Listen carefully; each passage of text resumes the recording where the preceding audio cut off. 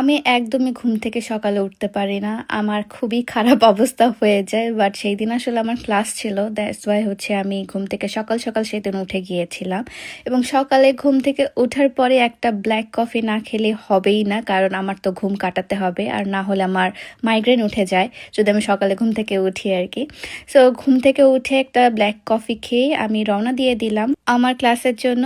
এবং যাওয়ার পথে খুব সুন্দর, সুন্দর লেক পড়ে। এটা হচ্ছে আমার বাসার সামনেই একটা লেক। যেহেতু হচ্ছে উইন্টার পড়েই গেছে এবং কিছুদিন পর থেকে স্নো পড়বে, তাই আমি যখনই একটু করে রোদের দেখা পাই না কেন এরকম সুন্দর সুন্দর ক্লিপগুলো আমি আসলে নিয়ে রাখি ফর ডে বা হচ্ছে ভ্লগের জন্য। বাট এমনিও ভালো লাগে দেখতে। এই ওয়েদারটা এবং এই সিজনটা আমি বেশ এনজয় করেছি। যাই হোক, সেদিন আর কোনো ক্লিপ নেওয়া হয়নি, তারপরের দিনের ক্লিপে চলে যাই। আমি সকালে নাস্তার জন্য ওটস এবং হচ্ছে খেজুর খাই। মেইনলি হচ্ছে খেজুর বা কলা, এই দুইটার মধ্যে যে কোনো একটা রাখার ট্রাই করি আমি। আমার স্পেশালি খেজুর অনেক বেশি পছন্দ, তাই খেজুরটা বেশি রাখার ট্রাই করি। আজকে একটা অ্যাভোকাডো দিয়ে হচ্ছে হেয়ার প্যাক ট্রাই করব। অ্যাভোকাডোর যে ভিতরে যে সিডটা থাকে সেই সিডটা আমি এভাবে হচ্ছে চাকু দিয়ে বের করি, এটা না হলে সহজে বের হতে চায় না। দেন হচ্ছে আমি অ্যাভোকাডোটাকে জাস্ট স্কুইজ করলেই অ্যাভোকাডোটার থেকে সব অ্যাভোকাডোগুলো পড়ে যায়। এটা বেশ ভালো লাগে আমার এটা করতে। অ্যান্ড অ্যাভোকাডোতে এক্সট্রা ভাবে আসলে ব্লেন্ডারে ব্লেন্ড করার কোনো দরকারও হয় না, হাত দিয়ে স্ম্যাশ হয়ে যায়। আজকে আমি আমার হেয়ার প্যাকটা দিব মেলা দিন পর, কারণ হচ্ছে বাংলাদেশে আমি লাস্ট দিয়েছিলাম আর এখানে এসে আমার হেয়ার প্যাক দেওয়া হয়নি, জাস্ট হেয়ার অয়েলটাই দিয়েছিলাম। বাট এই যে দেখেন আমাদের হেয়ার প্যাকটা, মানে আর্টস অফ পিয়ার হেয়ার প্যাকটা যখন একটু খুলবেন না কেন খুব সাবধানতার সাথে খুলতে হবে, না হলে একটু খুললেই কিন্তু এটা একটা ফোয়ারার মতো উঠে যায়। সো এটাকে আস্তে আস্তে এটার ক্যাপটাকে খুলতে হবে এবং নিচে একটা এইভাবে পাত্র নিতে হবে পাত্রটাতে ফেলার জন্য। এটা খুবই ইজি এবং এটা একটু ধৈর্য সহকারে করতে হবে। এবং আপনারা আমাকে অনেকে বলেন আপনি তো আপনারই প্রোডাক্ট ইউজ করেন না। কে বলেছে? আপনারা যারা আমাকে ডেইলি ফলো করেন তারা জানেন আমি সবসময় আমার হেয়ার কেয়ার প্রোডাক্টগুলি ইউজ করে থাকি এবং আমার এটা কতটা পরিমাণে পছন্দ সেটা বলে বোঝাতে পারবো না। আর আপনারা যদি বলেন আপু আপনাদের হেয়ার কেয়ারের প্রোডাক্টের মধ্যে আপনার সবচেয়ে পছন্দের প্রোডাক্ট কোনগুলো, সো আমি ফার্স্টেই বলবো আমার হেয়ার প্যাকটা, দেন হচ্ছে আমার হেয়ার টনিক, দেন হচ্ছে আমার হেয়ার অয়েল। এই তিনটা প্রোডাক্ট হচ্ছে আমার সবচেয়ে ফেভারিট এবং এই তিনটা প্রোডাক্টই আমাদের মোস্ট হাইপ তিনটা প্রোডাক্ট। সো যারা যারা নিতে চাচ্ছেন এখন ইনবক্স করে ফেলবেন আমার পেজ আর্টস অফ পিয়াতে। তো ফার্স্টে হচ্ছে আমি আমার চুলগুলোকে ভালো মতো কম করে নিলাম, মানে আঁচড়ে নিলাম। যে কোনো হেয়ার প্যাক দেওয়ার আগে বা হেয়ার অয়েল দেওয়ার আগে কিন্তু চুলগুলো ভালো মতো আপনি আঁচড়ে নিবেন, না হলে কিন্তু আপনার চুলগুলোতে জোট লেগে যাবে এবং তখন কিন্তু হেয়ার প্যাকটা ছাড়াতে এবং শাওয়ারের সময় বেশ তকলিফ হইতে হবে। দেন আমি একটু হেয়ার প্যাক দেওয়ার পরে দেখলাম যে আমার এক সাইডে আর হেয়ারে হচ্ছে না, তো আমি আরেকটু হেয়ার প্যাক নিব। এখন আরেকটু হেয়ার প্যাক নিয়ে আমি আমার চুল যেগুলো বাকি আছে, যেখানে আমি হেয়ার প্যাক শেষ হয়ে গিয়েছিল সেখানে আমি একদম হেয়ার প্যাকটা দিব। আপনারা চাইলে আমার এই হেয়ার প্যাকের সাথে ডিম এবং হচ্ছে টক দই ইউজ করতে পারেন বা চাইলে কিন্তু এভাবে ইউজ করতে পারেন, একদম পারফেক্ট একটা রেজাল্ট পাবেন। আমি শুধুমাত্র এই একটা প্যাকই আমি বলতে পারবো যেটা এক ওয়াশে আপনারা ভালো একটা রেজাল্ট পাবেন। সো আমি চুলগুলোকে এইভাবে হচ্ছে একটু বেঁধে রাখবো। এর মাঝে আমি যেটা করলাম আমি একটু আম খেয়ে নিলাম। আম আমার অনেক পছন্দের। আপনাদের কার কার আমার মতো আম পছন্দ একটু জানাবেন। এই আমটা বেশ মজা ছিল, অনেক মিষ্টি আমগুলো। আমের উপর একটু আমি বিট লবণ এবং এই যে চিলি ফ্লেক্স দিয়ে দিলাম। আম খাওয়ার পর আমি আর কি 30 মিনিটের মতো ওয়েট করেছি। দেন হচ্ছে আমি শাওয়ার করে ফেলেছি।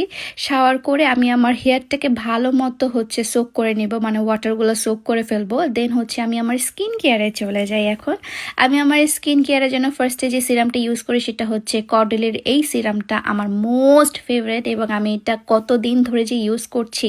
এটা আমি এখন বড়টা কিনে নিয়েছি, এটাই একটা মাত্রই সিরাম যেটা আমি ইউজ করি। দেন হচ্ছে একটা থিক ময়শ্চারাইজার ইউজ করছি, এটা লেনেইজের একটা ময়শ্চারাইজার, অনেক ভালো একটা ময়শ্চারাইজার। এটাতে পোর্সটা আসলে ক্লগ হয় না, এই জন্য এই ময়শ্চারাইজারটা আমার ইউজ করা। এই ছিল আমার সিম্পল স্কিন কেয়ার। এখন চলে যায় হেয়ার কেয়ারে। আমি যেদিন চুল ওয়াশ করি সেই দিন হচ্ছে আমি একদম প্রপারলি একটা হেয়ার কেয়ার করি। আমি অনেকগুলো সিরাম ইউজ করি আফটার ওয়াশ, মানে আমি একদম মানে প্রপার একটা বলে না যে একটা প্রপার স্পা টাইপের করে থাকি। পর সিরামের মধ্যে ফার্স্ট টাইম যেটা করি সেটা হচ্ছে গিসর এই সিরাম দুইটা ইউজ করি। একটা হচ্ছে হেয়ার অয়েল টাইপ সিরাম আর একটা হচ্ছে একদম হেয়ার সিরাম। দেন হচ্ছে ওলাপ্লেক্সের আরেকটা সিরাম। তিনটা মিক্সড করে আমি এখন আমার পুরো চুলটাতে আসলে ইউজ করি, মানে নিচের দিকে আসলে মেইনলি আমি এটা ইউজ করি। এটা করলে চুলটা বেশ নরম সিল্কি থাকে এবং চুলটা ভাঙার সম্ভাবনা কমে যায়। ইউরোপ থেকে যারা দেখছেন তারা বুঝতে বুঝতে পারবেন যে ইউরোপের পানি কতটা পরিমাণে খারাপ। ইউরোপে আসার পর থেকে আমার হাফ চুল নাই হয়ে গেছে just because of the water. তারপর হচ্ছে আমি এই সিরামটা ইউজ করি একদম রাত্রে শুকানোর পরে ঘুমাতে যাওয়ার আগে।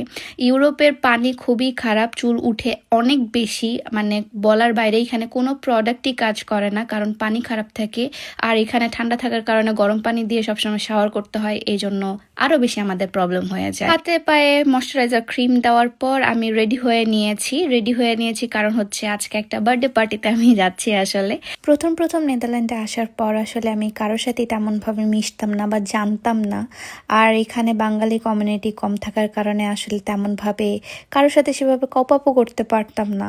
তো যাই হোক, আল্লাহ রহমতে আল্লাহ তালা আমাকে একটা ফ্যামিলি মিলিয়ে দিয়েছে এবং তারা আমাকে একদম নিজের ফ্যামিলির মতোই ট্রিট করে। জি হ্যাঁ, আপনারা একদম ঠিক ধরেছেন। আজকে আসলে চলে যাচ্ছিলাম হচ্ছে আবিদ ভাইয়াদের বাসায়। আবিদ ভাইয়া ছোট বোন অহনার বার্থডে ছিল, সো তার বার্থডে সেলিব্রেশনের জন্য আসলে গিয়েছিলাম। খুব সুন্দর লাগছিল তাকে, একদম পুরো প্রিন্সেসের মতো সে সেজেছিল, পুরো ডিজনি প্রিন্সেসের মতো লাগছিল। সো তার সাথে একটু ভিডিও করার পর আমি সরাসরি চলে গেলাম নাস্তা খেতে। তাদের ওখানে যাব আর এত পদের রান্না হবে না, নাস্তা হবে না, তা কি কখনো হয়? দেশি টেস্ট বলে কথা আসলে। তো এত মজার রান্না করেছে এবং এখানে ফল ফ্রুটস ছিল, দেখেই তো আমার মন ভালো হয়ে গেল। দেন সবাই আসলে নিজেদের মতো করে পার্টিটা এনজয় করছিল। আমরা খুব মজা করেছিলাম। অ্যাকচুয়ালি সব কিছু তো আসলে দেখানো পসিবল না, বাট আমরা আসলে এখানে অনেক মজা করেছিলাম। সবাই নাচছিল, গান গাচ্ছিল। অ্যান্ড এটা হচ্ছে বার্থডে গার্লের কেকটা পুরো তো পিস্তাচিওর উপর দিয়েছিল। বেশ মজার একটা কেক ছিল অ্যান্ড বেশ ইউনিক একটা কেক ছিল। উইথ 16 পেরিয়ে সে এখন 17 বছর। বাহ, মাশাল্লাহ। তার টিনেজের এই 17-18 বছর বা 16-17 বছরটা কথা চিন্তা করলে আমার কলেজ স্কুল লাইফের কথা মনে পড়ে যায়। আমরাও টিনেজার ছিলাম এক টাইমে। তারপর দেখতে দেখতে এই পর্যায়ে চলে এসেছি। যাক, আলহামদুলিল্লাহ, লাইফে আসলে প্রতিটা মোমেন্টই এনজয় করার মতোই। টিনেজ থেকে অ্যাডাল্ট বয়সে চলে আসা, বাস আলহামদুলিল্লাহ। বার্থডে সেলিব্রেশন করার পর তো প্রচুর খাওয়া দাওয়া। এখানে মুরগির রোস্ট, গরুর মাংস, মাছ ভাজি, জর্দা ছিল, জর্দা পোলাও অনেকদিন পর খেয়েছিলাম সেখানে গিয়ে। তো সেখানে আসলে সবাই মিলে এনজয় করছিলাম আমরা খাওয়া দাওয়া করে। দেন হচ্ছে এখানে আমার সাথে একটা প্র্যাঙ্ক করা হচ্ছিল। অনেকে জিজ্ঞাসা করতে পারেন যে আপু ভাইয়া কোথায়? আসলে ভাইয়ার কাজ থাকার কারণে সে আসতে পারেনি। আমি তাকে অনেক মিস করতেছিলাম সেই পার্টিটাতে, সবাই অনেক বেশি মিস করতেছিল তাকে। যাই হোক, একটা খুব ভালো টাইম কেটেছে আমাদের সবারই। এখানে সবাই মিলে অনেক বেশি হ্যাপি ছিলাম আমরা। এবং যাওয়ার পথে ভাইয়া হচ্ছে স্যামুয়েলের জন্য বেশ ভালোই খাবার দাবার আসলে বেঁধে দিয়েছিল। থ্যাংক ইউ সো মাচ ভাইয়া অ্যান্ড আপু। তারপর বাসায় এসে দেখি যে স্যামুয়েল আমার জন্য হচ্ছে গরম গরম কফি বানাচ্ছিল। সো এই তো, এভাবেই আজকের ব্লগটাও আমি শেষ করছি। দেখা হচ্ছে নেক্সট ব্লগে। Till then tata, bye bye. দেখা হচ্ছে নেক্সট কোনো ভিডিওতে। আল্লাহ হাফেজ।